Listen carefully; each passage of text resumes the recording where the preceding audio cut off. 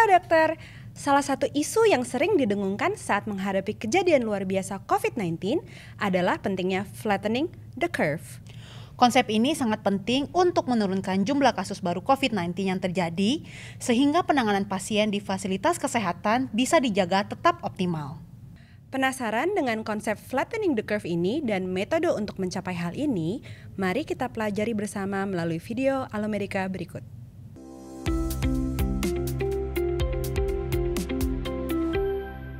Halo dokter, selamat datang di Alomedica, Coverage COVID-19, Flattening the Curve dengan saya Dr. Renata. Dan saya Dr. Gea. Sesuai info kami di awal, saat ini konsep flattening the curve sering dibahas ketika membicarakan mengenai kejadian luar biasa COVID-19. Kurva ini sebenarnya kurva apa sih dok? Jadi kurva yang disebutkan ini adalah kurva epidemiologi mengenai kejadian luar biasa. Terdapat dua komponen dari kurva ini, jumlah kasus baru dan waktu sejak kasus pertama ditemukan. Kurva kejadian luar biasa ini terdiri dari 3 fase, fase awal, tengah, dan akhir. Di fase awal, kasus baru akan muncul secara sporadis. Hal ini terjadi karena orang yang terinfeksi COVID-19 berpergian ke luar negeri dan menularkan penyakitnya ke orang di negara tersebut. Selanjutnya, fase tengah. Fase tengah adalah saat orang yang terinfeksi COVID-19 tidak mengisolasi dirinya dan justru berpergian melakukan kegiatan sehari-hari mereka. Selanjutnya, fase akhir adalah ketika tidak ada lagi kasus baru. Bisa karena semua orang sudah terinfeksi, vaksin sudah ditemukan, atau seluruh penderita COVID-19 meninggal. Nah, kejadian luar biasa pada umumnya akan memiliki kurva seperti di gambar ini. Jadi, masing-masing fase berlangsung sangat cepat dengan puncak kurva yang sangat tinggi. Hal ini berarti jumlah kasus baru yang sangat banyak akan mengakibatkan kelebihan kapasitas pada fasilitas kesehatan. Wah, saat ini saja kapasitas fasilitas kesehatan kita sudah cenderung tidak bisa menangani jumlah pasien yang ada ya. Apalagi kalau terjadi lonjakan akibat kejadian luar biasa COVID-19. Akan ada pasien yang tidak tertangani oleh fasilitas kesehatan. Tentunya hal ini tidak hanya berlaku untuk pasien COVID-19, tapi juga untuk pasien lainnya. Ambil contoh, pasien kecelakaan lalu lintas. Pasien KLL yang datang ke fasilitas kesehatan yang sudah membludak dengan pasien COVID-19 tidak akan dapat tertangani dengan baik. Bisa jadi pasien yang harusnya selamat akan jadi meninggal.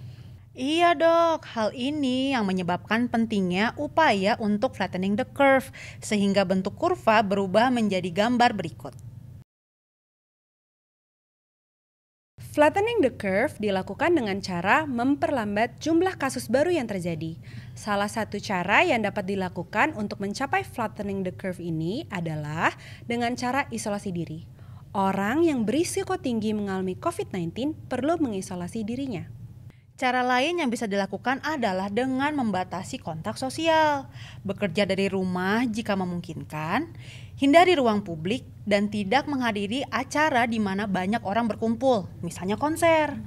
Jadi ingat, himbauan presiden kita yang menyarankan untuk bekerja, belajar, dan beribadah dari rumah. Iya dok, itu juga salah satu cara untuk flattening the curve.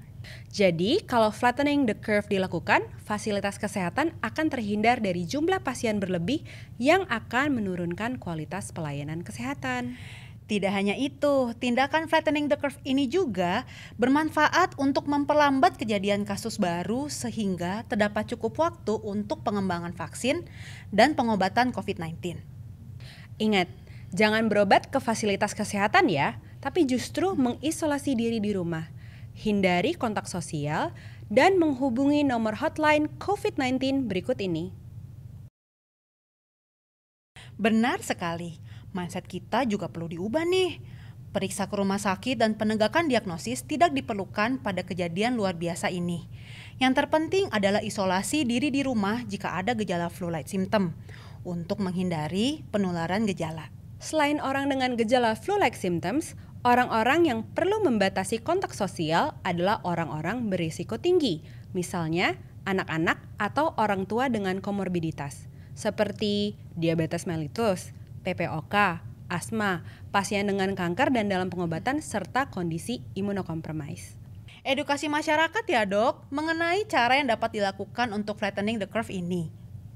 Tekankan bahwa individu dengan gejala tidak perlu memeriksakan dirinya ke fasilitas kesehatan Dan sebaliknya justru mengisolasi diri di rumah untuk menghindari penularan. Anjurkan pada pasien jika sewaktu-waktu terjadi perburukan kondisi seperti sesak nafas berat untuk segera menghubungi fasilitas pelayanan kesehatan dan hotline COVID-19.